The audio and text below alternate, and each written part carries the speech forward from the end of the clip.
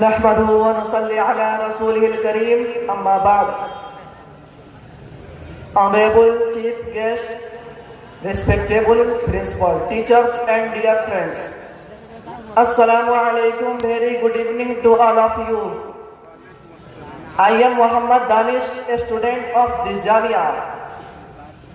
First of all, I would like to express my heartfelt thanks to Jamia Arabia Sirajul Ulum Siwan. It's providing us noble education for a wonderful platform to enlighten development personalities. I am going to present a speech about Prophet Muhammad, peace be upon him. The God gave them excellent qualities and perfections. لقد كان لكم